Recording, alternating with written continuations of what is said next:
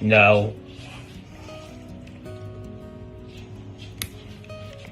This is the story of Hedgie, a dog who came into our lives carrying a lot of fear, and of my son Mason, who somehow became the person Hedgie trusted most.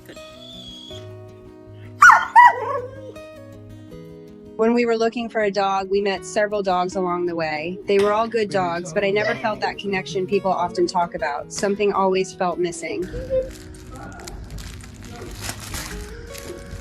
Then I saw Hedgie. There was something about him that immediately stood out to me. I can't explain it any better than that. I just knew he was the dog I had been looking for. Mason felt it too. At the time, neither of us knew how important Hedgie would become to our family. High five. When we brought him home, it was clear that he was scared. That first night, Hedgie hid under the table and wouldn't let anyone get close to him. He stayed there trembling, unsure of his surroundings and unsure of us.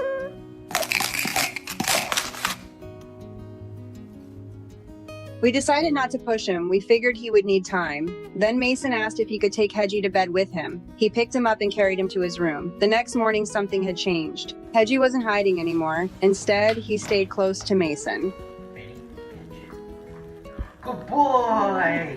Wherever Mason went, Hedgie seemed to want to be nearby. It was the first time we had seen him look comfortable in our home. From that point on, their bond continued to grow.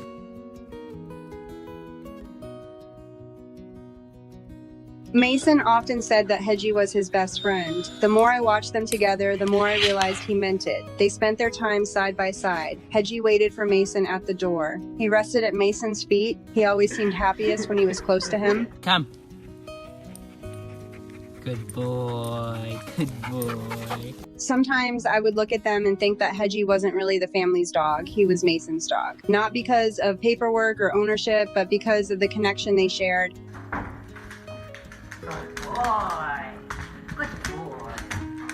As parents, we didn't just watch a friendship develop, we watched Mason take responsibility in a way that surprised us. He fed Hedgie, he walked him, he helped take care of him every day. No one had to remind him, no one had to tell him it was his job. He simply did it. He had chosen that responsibility for himself, and he never complained about it. Yes, Hedgie, come on. Over time, Hedgie learned a few things too. He learned how to bow. He learned how to ring the doorbell when he wanted to go outside. He seemed proud of himself whenever he did it, especially when people praised him afterward. Hedgie, bow. Good bow. Good. One of his favorite things was sitting with Mason while Mason rubbed his ear. When that happened, Hedgie would relax completely. Sometimes he would close his eyes and just enjoy the attention. Crawl. Crawl. Crawl. Good crawl. Good boy. Hedgie also has special needs. For him, eating isn't as simple as putting food in a bowl. He has to eat while standing or sitting upright in a special chair. Otherwise, the food won't reach his stomach properly. Gravity helps him eat. When he first came to us, we fed him by hand. Today, he has a special chair, and it has become part of his daily routine.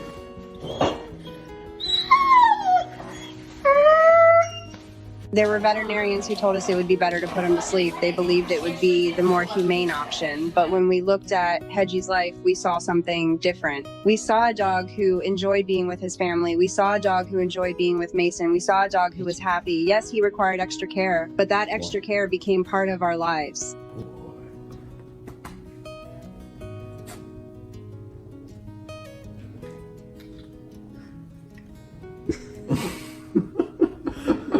When I sit at the table to work, Hedgie usually settles nearby. He'll lie on the bed and wait quietly. He doesn't need much. He just likes being close to the people he loves. More than anything, he likes being close to Mason. The two of them are still inseparable.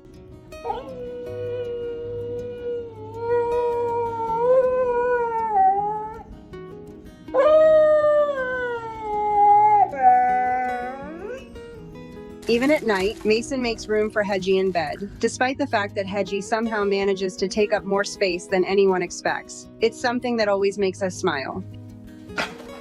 Good whisper. Speak. Good speak. Mason has a t-shirt that says, "I miss my dog." One day he explained it in a way only a kid could. Even when Hedgie is in another room, he says he misses him. Then he added, "He cares about me a lot, and I care about him."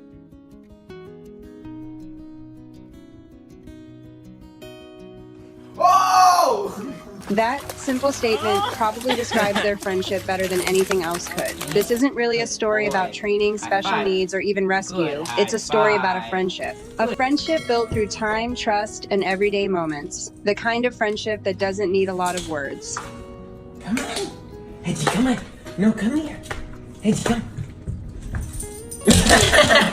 If you're thinking about adopting a pet, take the time to learn about the animal's needs and make sure you're ready for the commitment. Some pets may require extra care, patience, or adjustments to your daily routine. The decision should never be made lightly.